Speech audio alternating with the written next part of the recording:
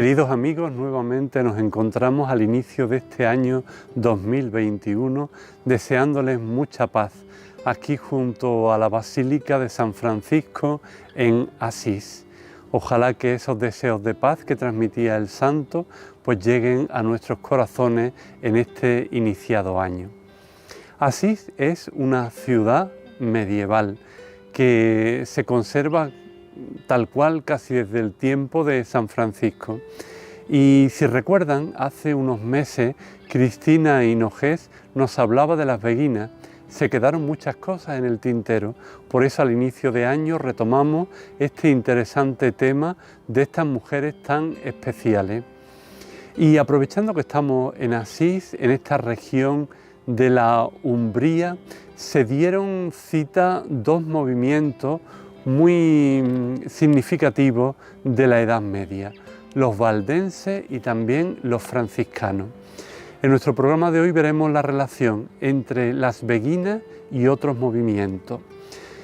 Valdenses y franciscanos tuvieron algunos puntos en común, como por ejemplo el de la pobreza y también su amor por la escritura, algo que las beguinas vivieron pues con un notable aprecio.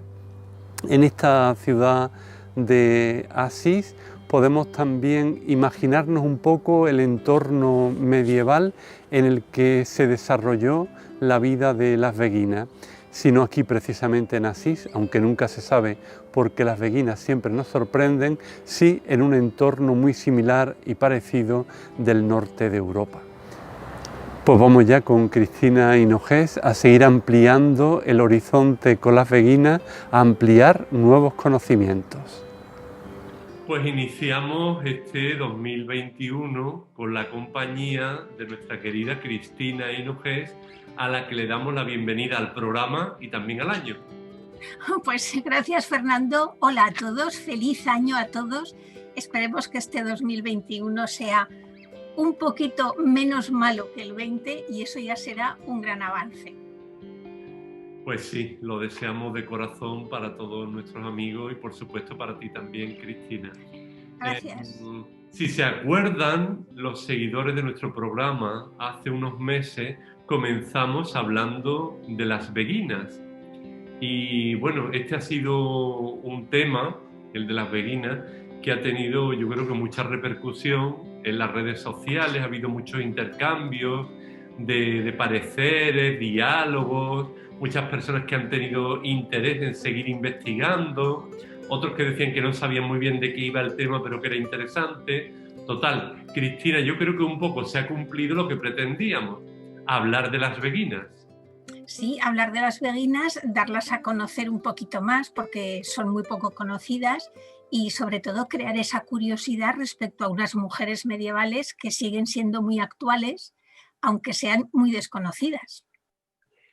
Efectivamente, hoy nos vamos a centrar, como decía al principio, en la relación entre las beguinas y otros movimientos. Yo me planteaba, por ejemplo, en un lugar como Asís, si sería posible, como hipótesis, que las beguinas hubieran estado en una ciudad medieval de este tipo. A ver, las ciudades medievales eran muy semejantes todas, eran muy parecidas todas. Quizá Asís como tal, no sé si exactamente es un territorio, por así decir, muy beguino, porque había otros movimientos muy pujantes en la misma época que sí que estaban allí. Evidentemente estaba Francisco y los franciscanos, que por raro que parezca, al principio era un movimiento muy sospechoso también, hasta que bueno, se fueron aclarando un poco las circunstancias, pero al principio era un movimiento muy sospechoso, tanto que se confundía con los valdenses, que aunque eran de origen francés, que realmente los valdenses se conocen también como los pobres de Lyon, en realidad también acabaron refugiándose primero en Italia, donde podían realmente, y luego ya sí que se retiraron directamente a los valles de los Alpes. Pero es verdad que en Asís pudieron concurrir, por supuesto, los franciscanos y, por supuesto, los valdenses dentro de los movimientos que había en aquel momento.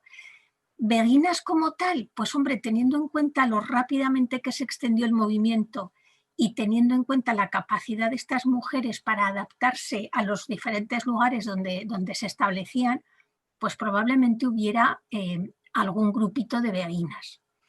Beaterio como tal no creo, porque Asís es una ciudad donde se hubiera conservado el beaterio.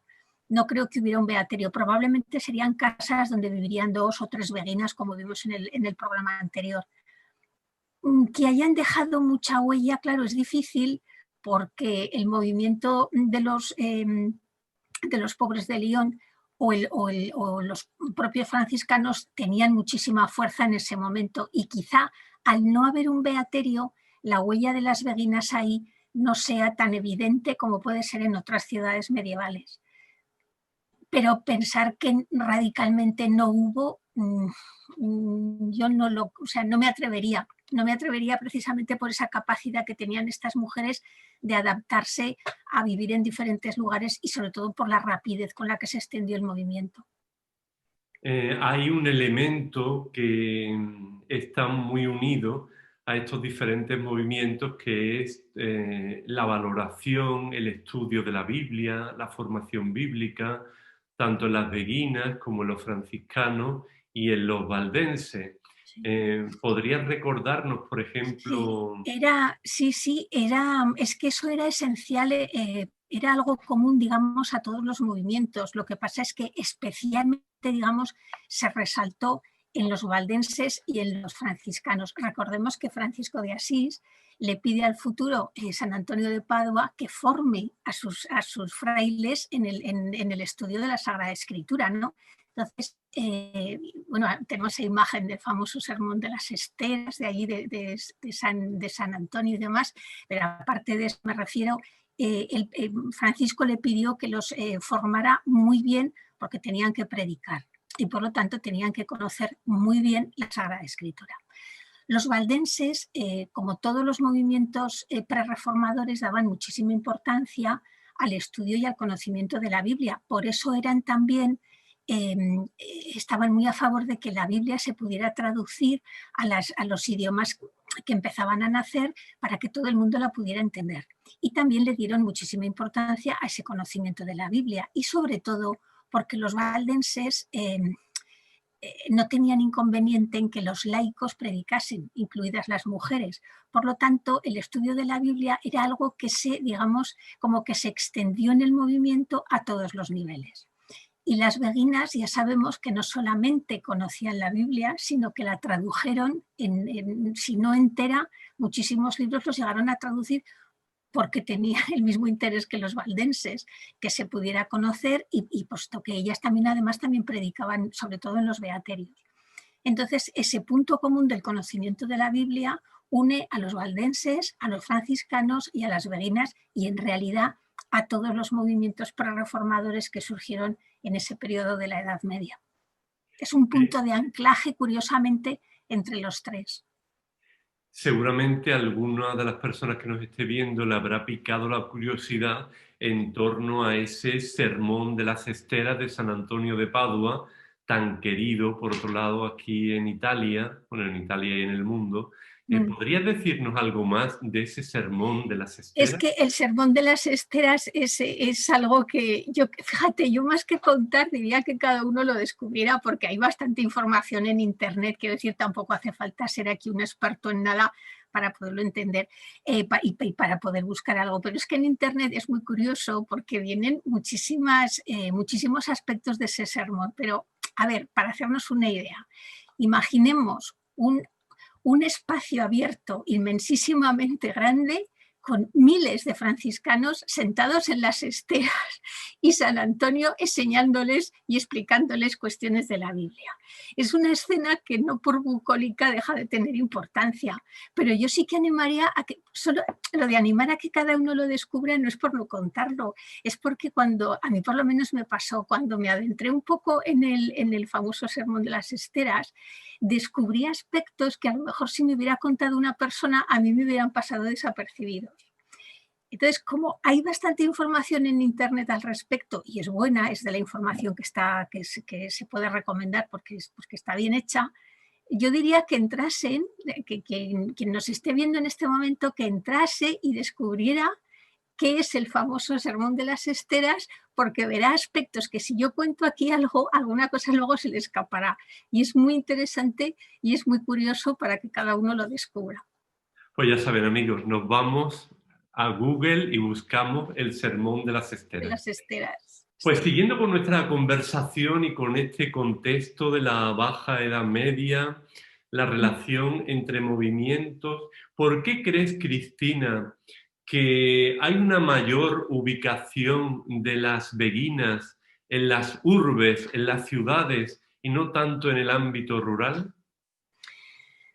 Porque todos los movimientos prerreformadores, incluidos los franciscanos, que en un principio están englobados en estos movimientos, aunque luego ya, digamos, pierden toda sospecha y pasan a ser una orden católica, pero todos estos movimientos entendieron que estar en las ciudades era mucho más interesante de cara a la expansión.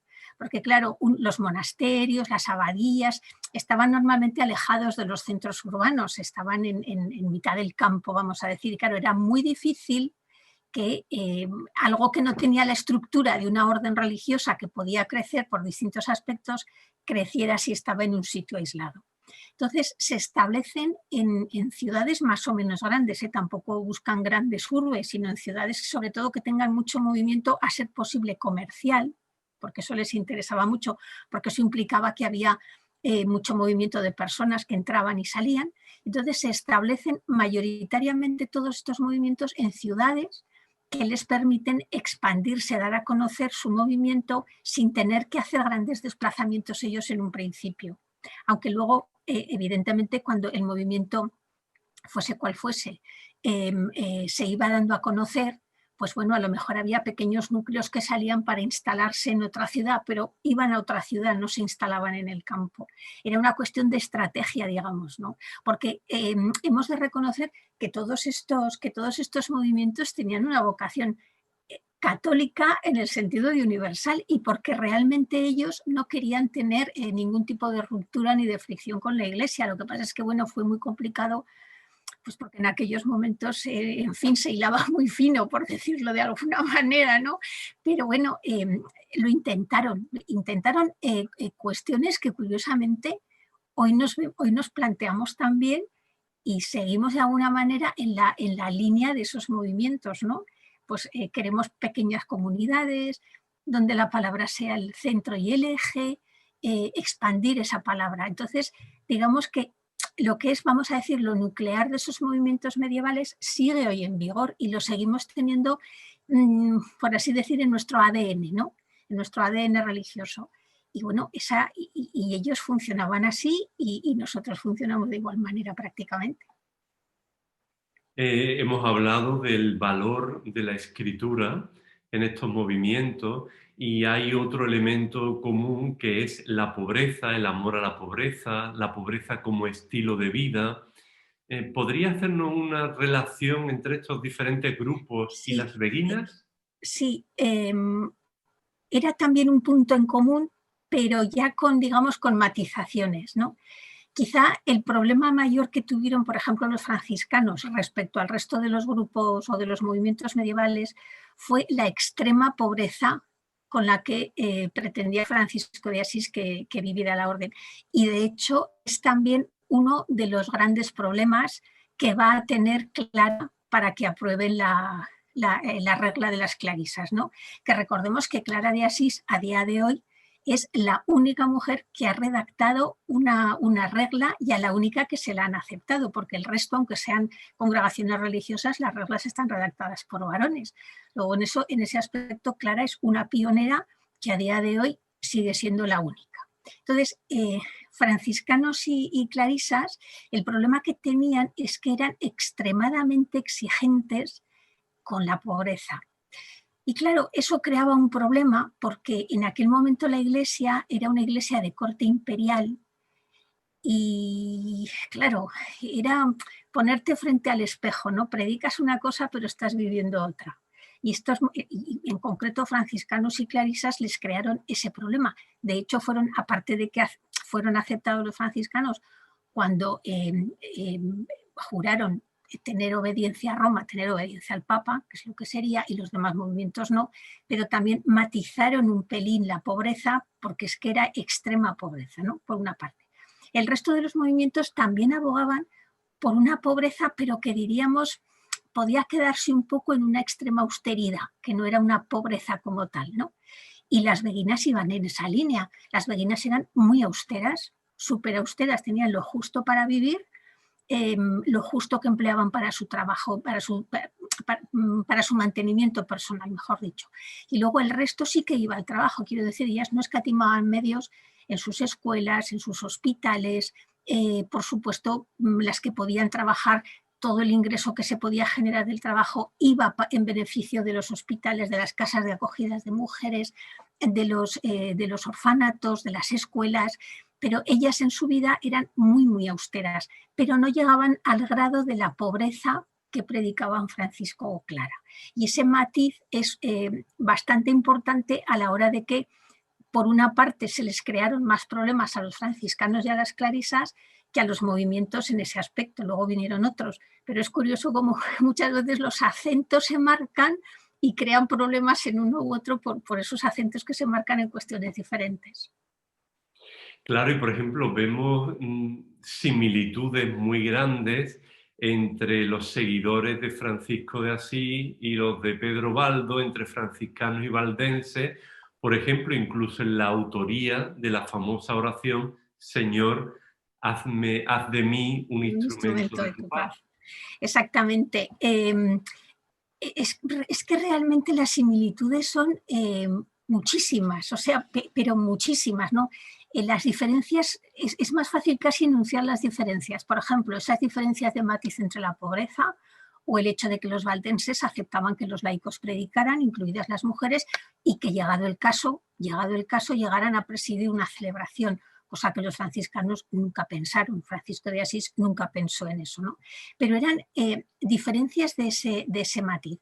Pero eran tan iguales, digamos, en el pensamiento que tenían, en la manera de la relación con Dios, de lo que implicaba, por ejemplo, el cuidado de la naturaleza. Eso es algo, vamos, en lo que, no, puestos en una balanza, no pesarían más Pedro Baldo o Francisco de Asís, porque el cuidado de la creación para los dos era algo vital, y además la entendían, fíjate, mucho como entendemos ahora esto de la ecología integral, que no es solamente la ecología, no es solo un asunto verde, por así decir, de plantas y de arbolitos y demás, sino que integramos todo porque todo forma la casa común, ¿no? Entonces, esa especie de ecología integral de la que hablamos hoy en día, ellos ya la tenían presente.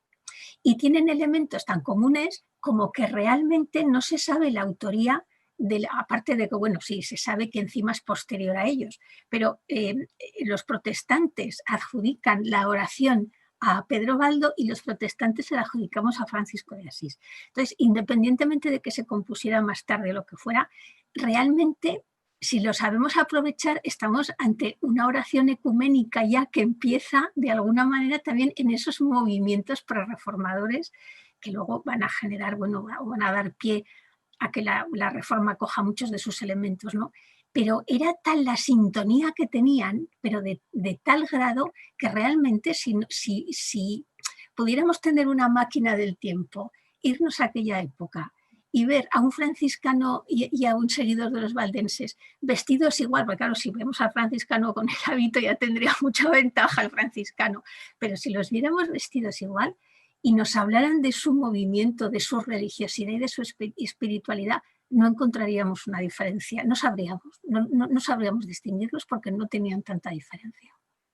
Recapitulando un poco, Cristina, podríamos con toda seguridad decir que hay dos aspectos de los movimientos de esta época, de la Baja Edad Media, que están muy vinculados con las beguinas, como son el amor por la escritura y también la formación bíblica. Sí, absolutamente, porque para ellas, sobre todo para ellas era vital porque ellas entendían que la gente no podía, no podía, o sea, es que la gente no entendía lo que celebraba. Iban a misa y no entendían, iban a una predicación y no entendían. Entonces, para ellas entendieron que eso era vital. Y claro, ellas tenían en ese sentido, fíjate, eran un movimiento muy completo, porque claro, los demás movimientos iban más bien destinados ya a personas adultas, vamos a decir, pero date cuenta que las beguinas tenían en sus manos la formación no solo de los niños huérfanos que acogían en sus orfanatos, sino niños y niñas que muchas familias, pero incluso familias muy bien posicionadas, les entregaban para que los formaran. Luego, claro, ellas jugaban, digamos, con la ventaja de que desde muy pequeñitas o pequeñitos les iban metiendo, dando a conocer su movimiento y su espiritualidad. Y claro, eso era una ventaja que los demás movimientos no tenían. Y ellas eran conscientes de la riqueza que suponía conocer la Sagrada Escritura. Mira, hay una profesora, o había, mejor dicho, una profesora en la Facultad de Teología de Oxford, que, vamos, para mí es una de las facultades más fascinantes de teología que conozco a través de webs y de seguimientos que hago y de ese tipo, pero me parece fascinante, ¿no? Porque hacen teología sin apellido y eso hoy día es muy importante. Bueno, pues hace ya bastantes años, en un curso de verano, una profesora recreó lo que era la celebración de una Pascua en un beaterio. La recreó, al decir recrear no estoy diciendo que se la inventara, ella cogió todos los elementos que pudo encontrar, que no era un relato seguido, porque un relato seguido de una celebración beguina no la tenemos, pero sí con arreglo a lo que las beguinas contaban en algunos fragmentos de sus obras y elementos que ella pudo conseguir aparte, ella recreó lo que era una celebración de la Pascua. Y era algo maravilloso donde una beguina predicaba la Pascua. Aparte de que era una celebración donde se acogía todo el mundo de la ciudad, todo el mundo que pudiera entrar, pues podía entrar y celebraban la Pascua. Y empezaban además realmente empezaban con una comida pascual. O sea, realmente empezaban en lo que es el jardín de los beaterios, porque todos los beaterios tenían un jardín. Pues en ese jardín, que solía ser bastante amplio, empezaban con una comida pascual. Y luego todos entraban a la que era la capilla. Ellas nunca celebraban la Eucaristía en los beaterios porque su vida estaba vinculada o a la iglesia que hubiera en la ciudad más próxima a ellas o a la catedral directamente. Pero sí que tenían, digamos, vamos a decir, algo parecido a lo que nosotros entenderíamos hoy como una celebración de la palabra, por hacernos un poco a la idea, ¿no? Por podernos situar un poquito, aunque no era exactamente igual, pero digamos que tendría bastantes similitudes. Bueno, pues en esas celebraciones, todo eso que nosotros hoy creemos haber descubierto como si fuéramos, yo qué sé, la octava maravilla del mundo, pues ellas lo vivían. Y en esas celebraciones había danza litúrgica, había himnos compuestos por las beguinas, predicaba una beguina, se bendecían unos a otros.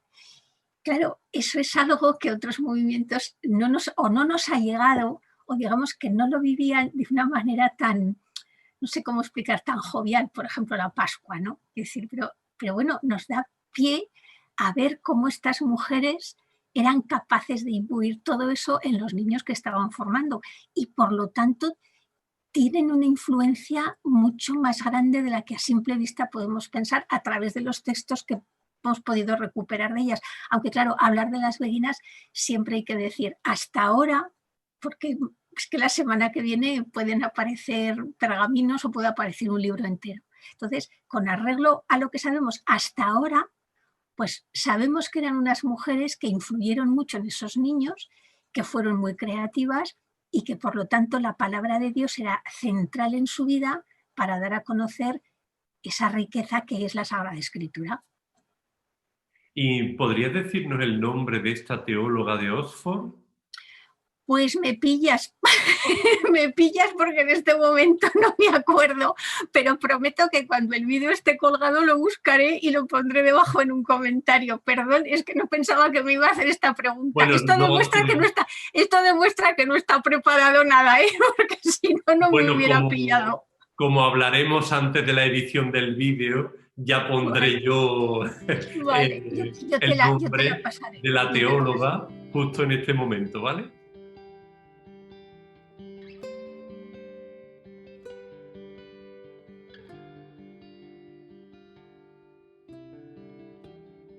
Pero la información que yo tengo te la pasaré.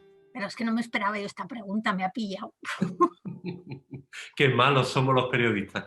Bueno, Cristina, hay algo que a mí me gusta mucho de las redes sociales y es que, bueno, las redes sociales tienen una parte negativa, pero luego tienen una parte positiva estupenda, ¿verdad? Y se crea ¿Te imaginas lo que hubieran hecho las veguinas con las redes sociales?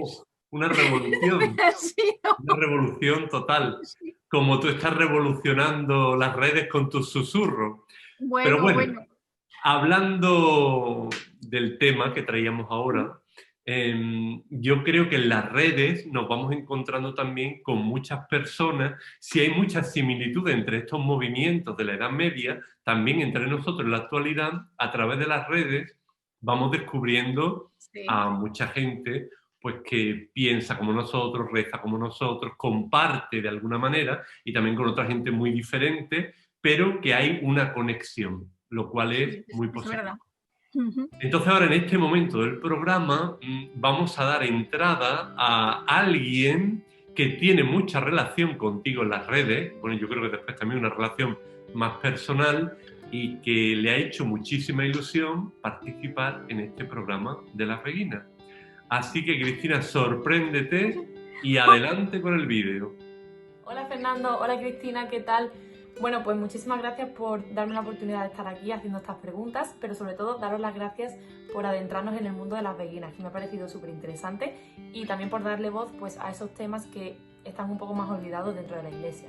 Bueno, mi primera pregunta, Cristina, es si algo de la espiritualidad o de la forma de ser de las veguinas sigue estando presente en la espiritualidad de algunas mujeres de la Iglesia hoy en día.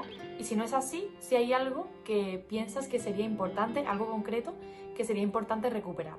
Y la segunda pregunta, a la espera de leer ese libro sobre las veguinas, porque me he quedado con muchísimas más ganas de aprender, si hay algún libro que ya esté escrito, aunque no sea de la perspectiva religiosa, que nos recomiendes para informarnos más sobre las veguinas. Muchísimas gracias y os mando un beso enorme a los dos. Bueno, pero qué sorpresa, Paula. Esto sí que no me lo esperaba para nada. Bueno, que sepa todo el mundo que Paula está estudiando teología y que desde luego a mí me recuerda muchísimo cuando yo empecé con el entusiasmo que ella tiene, y yo también lo tenía. Entonces, bueno, lo mantengo, lo que pasa es que ya, claro, el tiempo te modera un poco, ¿no? Pero el entusiasmo de Paula es admirable y es verdad que nos seguimos en las redes sociales y me hace muchísima ilusión que sea ella la que me haga la pregunta. Y un beso muy grande, Paula, feliz año y nos seguimos viendo por las redes. A ver, interesante recuperar con respecto a la espiritualidad de las veguinas. A ver, yo es que te diría que realmente absolutamente todo.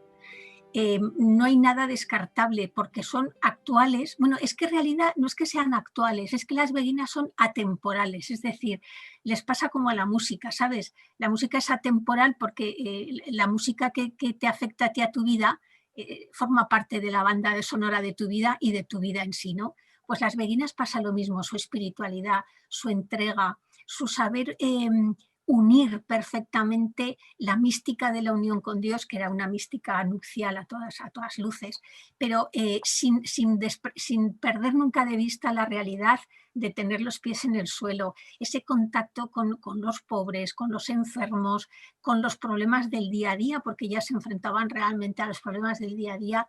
Eso las hace unas mujeres, te vuelvo a repetir, que absolutamente atemporales. Hoy en día hay mujeres que tienen esa espiritualidad, sí, porque las veguinas traspasan, cruzan fronteras, ¿no? Ya que estamos en el programa, pero las veguinas, el espíritu, digamos, de las veguinas, al ser atemporal, realmente no se ha perdido. Y ya no solo, por ejemplo, que aunque las consideremos las tatarabuelas de las religiosas de vida apostólica hoy en día, pero no solamente eso, sino piensa, por ejemplo, en las mujeres que montaron Manos Unidas, por ejemplo. Esas mujeres tienen un espíritu veguino, lo tuvieron en aquel momento y lo siguen teniendo hoy, porque son mujeres que evidentemente no podrían llevar a cabo la labor que hacen si no tuviesen también una vida de oración, eso es indudable. Buf, es leer el periódico y echarse a llorar. El mundo está muy mal, pero todos tenemos que arrimar el hombro. Pues yo ya no sé. Me gustaría poder hacer algo, pero... Se pueden hacer muchísimas cosas. ¿Cómo qué? ¿Tú haces algo? Yo cambio cosas todos los días. pero además soy voluntaria, la la la la la la, soy voluntaria, la la la la la la, soy voluntaria de Manos Unidas. Soy voluntario. La la la la la la la, soy voluntaria, la la la la la la, soy voluntaria de Manos Unidas. En Manos Unidas, más de 5.000 personas voluntarias hacen posible el trabajo de sensibilización en España y la puesta en marcha de proyectos de desarrollo para apoyar cada año a más de 2 millones de personas en África, Asia y América. Vamos a por un mundo más solidario. Comprométete con Manos Unidas. Pero es que date cuenta que son mujeres que combinan exactamente lo mismo que hacían las beguinas, porque además las beguinas no atendían, digamos, la caridad del momento. Sí, evidentemente ayudaban a una persona en un momento determinado, pero sobre todo lo que hacían era crear los medios para que esa persona se pudiera valer por sí misma, que es exactamente lo que hace Manos Unidas en todos los proyectos que tiene. Es distinto a una labor de misión, eso es otra cuestión, pero Manos Unidas, si hace falta agua, hace el pozo, pero les enseña a mantener el pozo, a gestionar el pozo, a arreglar el pozo. Quiero decir, no solamente les remedia el problema de momento, sino que les enseña para que puedan seguir teniendo solucionado el problema. Entonces, en ese aspecto, la espiritualidad, la forma de ser de las beguinas está. Si no, es que yo creo que es imposible que no hubiera ese espíritu beguino, se habría inventado de alguna manera solo. Y por supuesto no es un espíritu que hoy en día solo afecte o solo vaya, digamos, de la mano de las mujeres. Realmente también hubo begardos, lo que pasa es que las circunstancias eran muy diferentes y ellos no necesitaban tanto esa forma de vida, esa libertad, digamos, la tenían siendo incluso monjes y por eso duraron menos. Pero en realidad hoy en día cualquier persona que tenga esa inquietud por el prójimo, más cercano o más lejano, que tenga los pies en la tierra y que no se olvide que estamos todos hechos del mismo barro, tienen un espíritu beguino y una espiritualidad beguina en el fondo de su corazón. A ver, hacer referencia al libro, yo no sé, vuelvo a repetir, yo no sé si escribiré un libro sobre las beguinas, porque los libros salen, mira, te salen cuando salen. Y si algo he aprendido es que cada libro tiene su momento y escribes cuando llega ese momento y no antes. Me preguntas que si puedo recomendar algunos libros de teología de las beguinas. Pues mira, espera un momento porque yo estoy trabajando ahora una cosa de mística, que no es igual, y tengo aquí en la mesa unos cuantos. Espera un momento, a ver. Sí, mira, a ver. Yo los enseño y luego tú, Paula, decides. Mira. Este, que es La luz que fluye de la divinidad, este es un libro íntegro escrito por una beguina, por Matilde de Magdeburgo, era una mística también. A ver, yo no te recomendaría que empezaras por este libro, que está muy bien, pero necesitarías un poco más de base sobre las beguinas para hacerte con la lectura de este libro. Pero bueno, yo te lo comento y tú luego decides. Luego está este otro, que es de Hadewig de Amberes y de Beatriz de Nazaret, Flores de Flandes, donde hay textos de las dos, pero también tienes ya explicaciones. Este ya sería más fácil de asimilar si no has tenido un previo conocimiento de las beguinas, porque antes de cada texto vienen explicaciones, comentarios, te sitúan en la figura de cada una. Ya tienes un poquito, digamos, de fondo para poder leerlo. Este es un clásico, ¿no? La mirada interior. Este es un libro clásico. Este sí que te situaría muy bien en lo que es todo el contexto de las beguinas y sobre todo de las místicas. Pero te sirve igual para las beguinas, porque después de todo las mujeres medievales optaron por la forma de vida que optaran, el fondo común, digamos, el escenario era el mismo. Este te podría interesar porque además está muy bien escrito y es muy interesante. Y luego tendrías este, que quizá yo te aconsejaría que empezases por este, fíjate, porque es el más fácil de leer, digamos, el que mejor te va a situar, parece muy esquemático, pero no lo es. Se lee muy bien, tiene una narrativa muy interesante, está muy bien construido y quizás es el que más te diera una visión integral de lo que es el movimiento de las beguinas y de las místicas medievales. Yo creo que con estos vas más que servida de momento para hacerte una idea de las beguinas. Y sobre todo, no pierdas el entusiasmo y sigue por las redes como eres, que eres un genio, vamos, eres un genio de las redes sociales. Me alegro mucho de haberte podido ver por aquí. Un beso, Paula. Pues un beso, un abrazo muy fuerte, Paula. Además que está triunfando ahora Paula también en TikTok, divertidísima, comunicativa y alegre. Pues hasta muy pronto. Y además una cuestión, ella reseña muchos libros de la editorial PPC y eso es muy bueno porque eso también le va dando mucha soltura al respecto. Y además es una persona muy comprometida. Está muy bien, Paula. Tiene mucho espíritu beguino, aunque no se lo crea. Tiene mucho, de verdad. Las beguinas siguen presentes en nuestro tiempo. Cristina, siguiendo la conversación sobre las beguinas, en su manera de hablar de Dios, de hablar de Jesucristo, utilizan un lenguaje muy poético, ¿no es cierto? Utilizan un lenguaje muy poético y utilizan, lo que pasa es que nunca van a pasar a los manuales de cristología, pero utilizan unos títulos cristológicos muy curiosos. Mira, ellas en la oración se dirigen indistintamente a Dios o a Jesucristo, o sea, eso da igual, ¿no? Y les aplican los títulos indistintamente. Preferentemente, los títulos, digamos, más originales son para Cristo. Y yo qué sé, pues hay alguna que lo llama música, otras lo llaman océano profundo, que a mí eso me hace mucha gracia, porque curiosamente las que lo llaman océano profundo, por así entendernos, eran de secano. Luego la visión que ellas tenían que tener de un océano en la Edad Media, imagínate lo que implica dirigirte a Cristo como un océano profundo. Otras lo llaman desnudez absoluta, porque ya hablamos en el primer capítulo de las beguinas que ellas utilizan un lenguaje muy erótico y no tienen miedo, igual que las místicas, y no tienen miedo a ese tipo de lenguaje. Entonces hablan muchas veces de Jesucristo como desnudez absoluta. Otras lo llaman, fíjate, ese es muy bueno, oscuridad fructífera. Cuando luego los místicos posteriores, San Juan de la Cruz y ya de ahí en adelante, hablan de la noche oscura, nosotros vemos la época de la noche oscura como algo que se pasa mal, pero se pasa, ¿no? Pero en cambio las beguinas, que también tenían su noche oscura, hablan de esa oscuridad como oscuridad fructífera, es decir, digamos que te presentan el problema a la vez que te aportan la solución de que eso no va a ser tan malo cuando tú lo vivas o cuando tú lo llegues a experimentar, ¿no? Que me parece que es algo ya bastante novedoso, porque estamos hablando del siglo XIII y del siglo XIV. Quiero decir que es que hay que situarse siempre en el contexto que ellas vivieron, ¿no?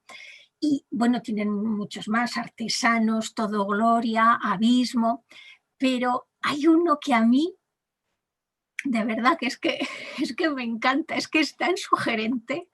Tú imagínate que se dirigen a Cristo como el que me lleva en el baile. Es precioso, es precioso. Es que fíjate qué concepto de oración podemos abrir ahí.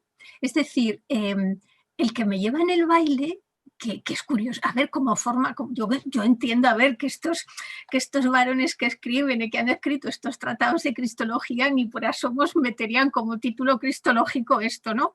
Pero es curioso porque fíjate tú que cuando tienes experiencia de oración sabes que no siempre la oración ni es fácil, ni es cómoda, ni vives el momento que te gustaría. Tú haces oración en todos los momentos de tu vida, en todos los estados que puedes pasar en tu vida, ¿no? Pero fíjate tú esto, cuando ellas se dirigen a el que me lleva en el baile, es que te está llevando en un baile de alegría, de tristeza, de noche oscura, de pérdida de todo. No sé cómo decirte, es que se abandonan de tal manera que realmente aquí... Para esto, fíjate, esto sí que sería fascinante adentrarse en lo que es la oración de las beguinas a través de ese título cristológico, porque eso de que el que me lleva en el baile es realmente el que hace que tú te muevas, el que te marca el ritmo, ¿no? Si has bailado en pareja, cuando bailas en pareja sabes que el que lleva realmente es el que hace que te muevas, que vayas atrás, adelante, que gires. Entonces tú imagínate eso trasladado al mundo de la oración, al mundo de la intimidad con Dios o con Jesucristo, me da igual, tú imagínate si no es una belleza de expresión eso de ponerte a hacer oración con quien me lleva en el baile. Es que es maravilloso, ¿a que sí? Realmente maravilloso, sugerente, poético, Todo, otro filón que nos todo. descubre en el Sí, programa Cristina. Cristina, hace un ratito decías que, y yo creo que podríamos concluir nuestro programa de hoy, aunque quedan muchísimas más cosas por decir, que las beguinas han realmente cruzado fronteras culturales, cronológicas, temporales. ¿Podríamos decir esto? sí, perfectísimamente, porque fíjate, aunque el movimiento se inicia en el norte de Europa, se extiende rápidamente y encontramos beguinas. Incluso, fíjate, en España Ramón Llull es el primero que las cita en el siglo XII y son contemporáneas con las del norte de Europa que están naciendo. Quiero decir, es un movimiento que se extiende con una rapidez inusitada, teniendo en cuenta, vuelvo a repetir, que estamos en una época donde desplazarse 100 kilómetros era un año casi de viaje, luego cruzar Europa. Pero bueno, las ideas, es verdad que las ideas siempre han viajado muy deprisa. Entonces, es cierto que con matices diferentes, porque es muy curioso como las del norte de Europa son beguinas, las del sur de Europa son beguinas, pero las formas de vida son muy diferentes. A ver, es una cuestión meramente cultural. Nosotros, los del sur de Europa, hablamos del norte de Europa como del mundo sajón y de la mentalidad sajona, que la vemos en muchos aspectos, ¿no? Pues eso ya, es que eso ya se daba, porque la mentalidad era diferente, ¿no? Y siempre ha sido diferente. Entonces, por ejemplo, las beguinas del sur de Europa, llegado el caso, podían... había la figura de la grande dame, que no se nos meta en la cabeza que no era ni superiora, ni priora, ni nada de eso, era la grande dame la que coordinaba, digamos, un poco los beaterios. Pues en el sur de Europa era relativamente fácil que una sola estuviera a cargo de 2 beaterios. Eso en el norte de Europa era impensable, o sea, era impensable, porque su mentalidad era que en cada sitio tenía que haber una persona. No funcionaban ni mejor ni peor, ¿eh? En eso no había diferencias. Pero es cierto que las beguinas han cruzado todo tipo de fronteras, las cronológicas, porque ya, según le he respondido a Paula, vemos que el espíritu sigue hoy vigente absolutamente, es igual que cuando ellas vivían. Y esa forma de entregarse a los demás, de vivir la espiritualidad, de ser muy creativas, yo creo que eso en las mujeres sigue siendo una realidad que está ahí, y no hay más que ver las figuras de la Iglesia, las grandes figuras de la Iglesia que son mujeres, como digamos han ido siempre un pelín por delante, por así decir, porque lo han hecho y lo han sido. Y físicas y geográficas, pues es evidente, porque ya te digo, es que el movimiento se expandió rapidísimamente desde el inicio, con lo cual, bueno, pues ahí estaban con sus sutilezas, diferencias, pinceladas o como le queramos decir, pero ahí estaban y ahí están. Y eso vamos, a mí no me lo quita nadie de la cabeza, que ahí están y que siguen, aunque no las tengamos, digamos, tan visibles como entonces, o que no se pueda de alguna manera resucitar esa forma de vida, porque hoy en día no es que no fuera válida y no fuera necesaria. Yo creo que no se dan las circunstancias, pero fíjate, curiosamente, hay que tener, ahora que estamos tanto hablando de la sinodalidad y del camino sinodal que ha iniciado Francisco y tal, hay que reconocer que el movimiento de las beguinas era un movimiento sumamente sinodal, pero era un movimiento muy circular. Allí nadie destacaba, allí todas eran todo, vamos a decir así, y todo lo que afectaba a todas, por todas se decidía, por todas se hablaba y al final por todas se hacía, ¿no? Entonces, quizás en este momento, quizá el movimiento de las beguinas nos diera una idea, a ver, no total, pero una idea bastante aproximada de lo que puede ser lo que podría ser de alguna manera algunos elementos del camino sinodal. O sea que fíjate, se han cruzado fronteras. Cristina, escuchándote, y ya tenemos que ir acabando, se me tengo dos últimas preguntas que hacerte. La primera un poco más personal y la segunda que nos haga otra recomendación. Así que vamos con la primera. ¿Cómo es tu oración personal? Pues mira, mi oración personal es... esto sí que es personal contarlo, ¿eh?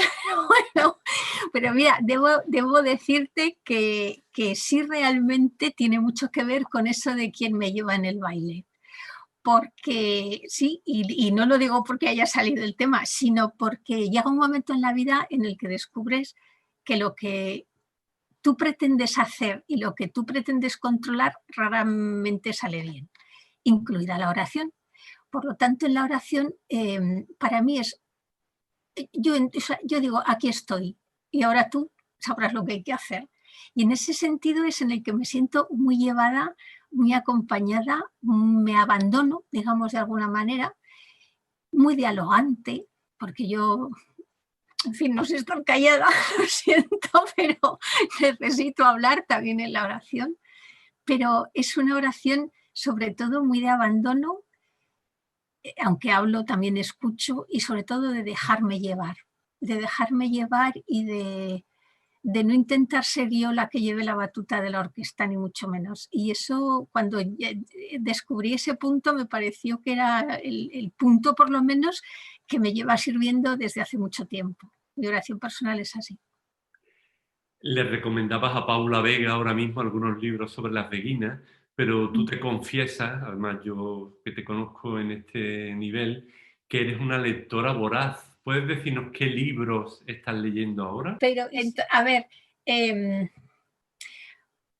para mi lectura, digamos, pues de todos los días, esto de las lecturas de los domingos, sobre todo, ¿no? Yo tengo unas lecturas de los evangelios de cada día y lo leo, pero luego este año me he decidido por este libro que me parece maravilloso, porque no creo que Serafín Bejar vea este libro, pero que sepa que es uno de los 12 teólogos que tengo en una lista para hacer una cena todos juntos. Entonces, que sepa que es uno de los 12 que me gustaría tener en una cena. Luego estoy leyendo porque yo suelo, o sea, leo un libro solo ahí y hasta ahí lo leo, ¿no? Pero hay veces que mezclo libros, depende porque son temas diferentes. Me encanta José Tolentino, me fascina, o sea, me fascina, sus libros me parecen maravillosos y este es el último que me he comprado, que me gusta muchísimo y la verdad es que es muy bonito, o sea, es muy bonito porque él escribe de una manera muy poética, tiene una manera de escribir que aunque sea una narrativa, es una narrativa muy poética y la verdad es que me gusta mucho. Y no lo he empezado todavía porque me ha llegado hoy, es un regalo porque me gusta mucho, que es James Martin, y yo no había leído este libro. Se lo comenté a una persona una vez que era de los que tenía pendientes por leer y bueno, pues para mi sorpresa me ha llegado hoy a casa. Entonces son de estos tres, digamos, son los que tengo en este momento así por encima para leer. Pues qué bien, una buena recomendación. Aparte de que estos son para leer, digamos, luego están los libros que estudias más, que son más de estudio, ¿no? Y en este momento estoy muy volcada en todos los textos que están saliendo sobre sinodalidad. Pero eso ya son más de estudio, o sea, es otra forma de leer diferente, ¿no? Pero de leer, estos tres son los que tengo en este momento en danza. Pues qué bien, Cristina. Muchas gracias por esta conversación, por sugerirnos tantas cosas y por esa actividad intelectual que yo creo que también nos transforma y nos llena de esperanza y de creatividad, ¿no? Así que hasta muy pronto, Cristina. Pues gracias, Fernando, gracias a todos, que tengáis buen año, os vuelvo a repetir, en fin, esperemos que este sea un poquito mejor y nos veremos, yo qué sé, me imagino que pronto, por lo que dice Fernando, nos podemos ver pronto, así que nada, gracias a todos, un beso. Y además les adelanto a nuestros amigos que la semana que viene, coincidiendo también con la Semana de Oración por la Unidad de los Cristianos, tendremos aquí en Cruzando Fronteras a Pedro Zamora García y hablaremos de su libro La Fe es Sencilla. Así que amigos, nos vemos muy prontito. Adiós.